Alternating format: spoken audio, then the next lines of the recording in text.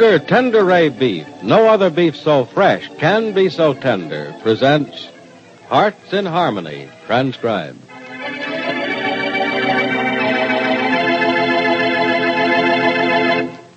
Ladies, when you have friends in for dinner, you want to serve the very best meal possible. Well, believe me, it's really no problem when you can build that dinner around Kroger Tenderay Beef. It's world famous because no other beef so fresh can be so tender. Still, there is a very definite problem involved. We're sorry, but it's just impossible for us to supply you with that fine Kroger Tenderay beef now. I'd like to say, sure, order all the juicy Kroger Tenderay steaks and roast you want. But I can't do it because there's a shortage of grain. You see, we use only the top quality grades of beef for Kroger Tenderay, and beef like that, tender and juicy and delicious, is grain-fed.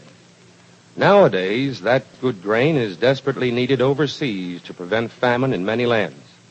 After we're victorious in the battle against starvation, then American farmers will again use grain for cattle feeding.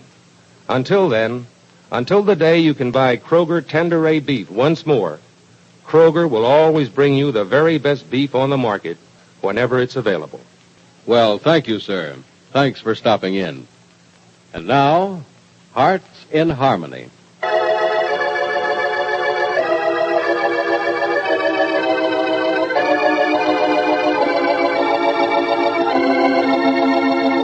Steve Parker is on his way back to Rossville, cleared of all charges federal agents had against him. In jail for what seemed to be Parker's crimes are Jerry Manson and her husband, Richard Ashforth. Federal Agent Stuart Rogers comes to Penny's house to tell her the good news.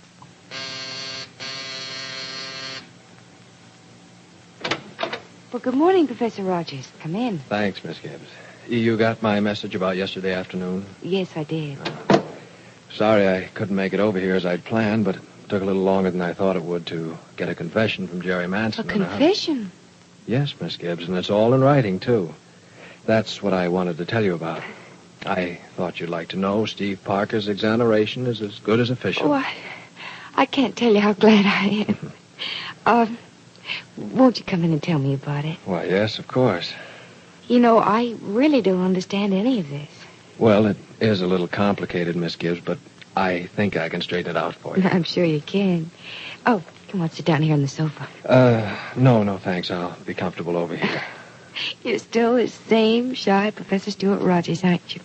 Even if you have been discovered as a federal agent. I just prefer chairs to sofas, Miss Gibbs. They're more comfortable. I'm sure you have a reason for your preference. You do have a reason for everything you do, don't you? We won't go into that. You want to hear about the confession, don't you? Mm-hmm. Well, we knew all these facts before we made our arrests. And we had all the evidence we needed to convict both Jerry Manson and her husband. But a confession would have made the trial easier and shorter. So we set out to get one, and we did. Yeah, but, what did they confess? That Steve Parker was not in any way responsible for the actions and business dealings of Parker Enterprises. I thought that... I think, in a way, Parker himself thought he was head of the company, with Ashforth simply the man who gave him the financial backing to get the business started. Mm-hmm. Now, Ashforth couldn't do illegal business through Parker. Parker wouldn't have stood for it. So Ashforth sent his wife to Parker. And Steve knew that Jerry was Mrs. Ashforth? No, not at first, only later, when he tried to fire her. Then, of course, it was too late. She had already conducted a score of illegal business affairs for Parker Enterprises in Steve Parker's name. And she threatened to expose him if he fired her. Well, then, that's why she was able to do all the nasty things she did and still keep her job, huh? Of course. Parker couldn't fire her no matter what she did. But she could fire him. You know, I attempted an arrest before your wedding to him to keep you from marrying him because I was sure he was guilty. Yes, I appreciate it, Professor. I can't tell you how much. Well, I hoped you would someday. I was going to tell you one of these days, but it might just as well be now. It was a horrible thing when it happened to have Steve run away without a word just one day before the wedding. I know that you could have waited until after we were married to arrest him, but I'm glad you didn't. What you did do made me very unhappy at the time, but Today I realize it kept me from making a terrible mistake. Do I understand that to mean... I don't care to explain just now, Professor. I hope you forgive me. I don't intend to be rude about it, but... I know exactly what you mean, I think. I'm glad I didn't know about this or suspect this sooner, though. I might not have stumbled across the evidence that cleared your friend Parker. What do you mean? I mean, Miss Gibbs, that it was because what I had done to make you so unhappy made me look further into the evidence against Parker and find the clue that led to Jerry Manson and then to her husband, Richard Ashford. You mean because of me? Because of you, Miss Gibbs, and because I'm not a policeman at heart. I'm a school teacher. Yeah, but you or one of the other agents would have found out about Jerry and her husband sooner or later, wouldn't you? Yes, of course, Miss Gibbs, but the evidence against Parker was so overwhelming it would have been months before the proof against Manson and her husband was uncovered. I found it only because I went looking for some way to repay you for the wrong I'd done you, or thought I'd done. It was just luck that I found it, too. All because of me, huh? Well, I sort of hate to admit it, but yes, you were the reason I looked. Therefore, the reason I found it. Therefore, the reason Steve Parker is coming to Rossville today, virtually a free man. You mean he's not completely free yet? No, Miss Gibbs, not quite yet. Well, how soon will it be before... Before you can see him? Oh, tomorrow at the latest. Oh. You seem disappointed. And not in the fact that you can't see him today, but that you will be able to tomorrow. Professor Rogers, in many ways you're a most unpleasant person. You know much too much.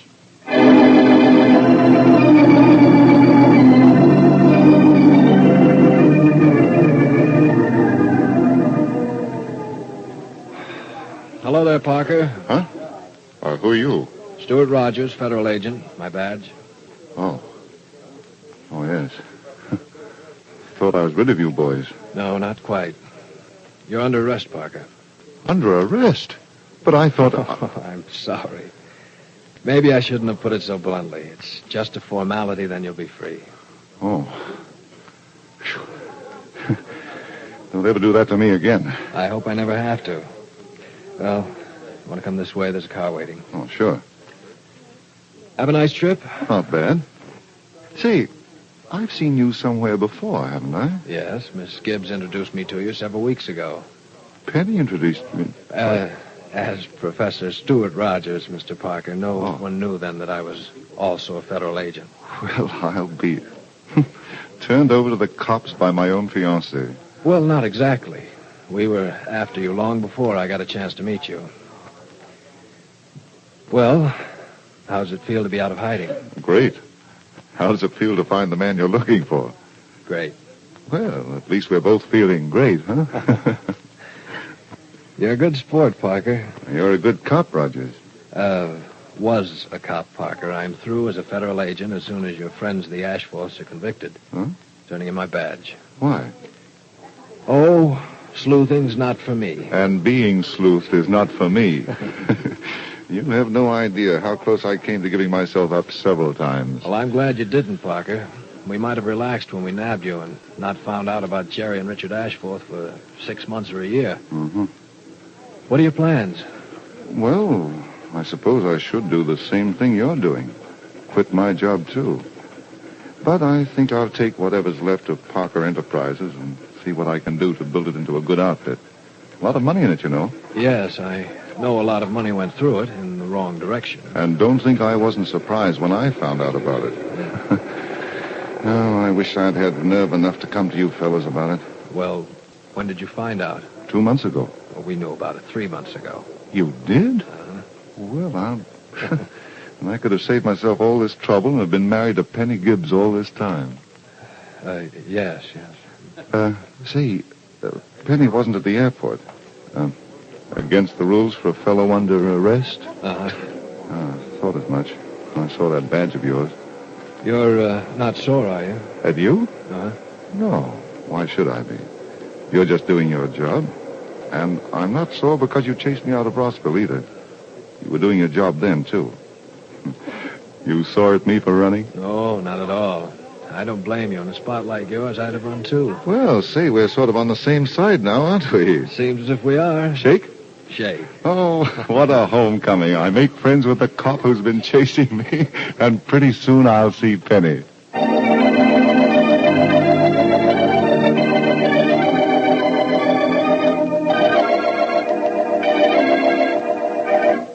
Penny?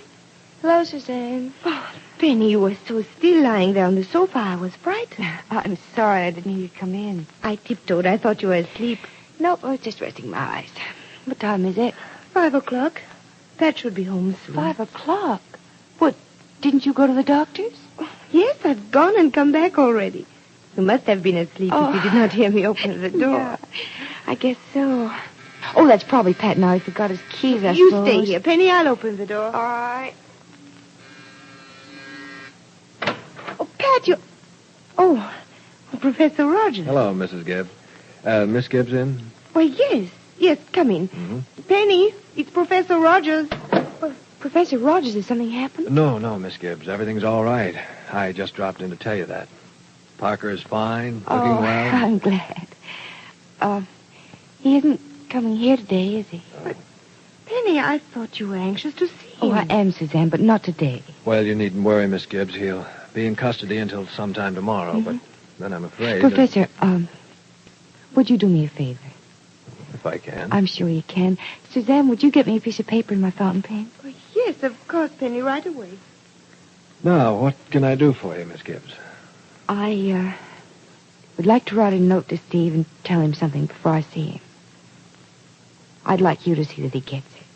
Well, I think that can be done without much trouble. I'd certainly appreciate it, Professor.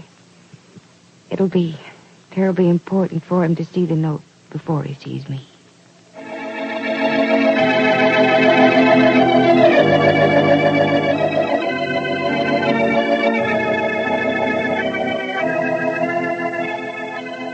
What is Penny going to write in that note? What does it have to do with her marrying or not marrying Steve? And how will Steve take the news if Penny tells him she will not marry him? Be sure to listen to the next dramatic episode of Hearts in Harmony.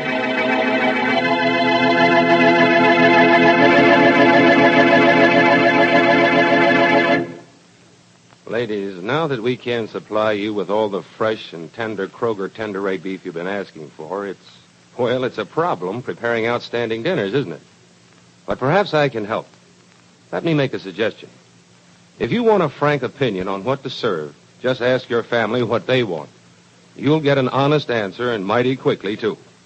They'll say, get some of those good chickens they have down at the Kroger store. Sure, folks who know are bound to ask for our Kroger chickens. Young, plump, and tender, packed with that honest-to-goodness country-tasting flavor. They know what's good, so why not give the family a real country-style chicken dinner? Make up your mind now to stop in at your Kroger store soon and see our firm-fleshed, luscious-looking birds. You'll know immediately that your dinner is bound to be a success with Kroger chickens.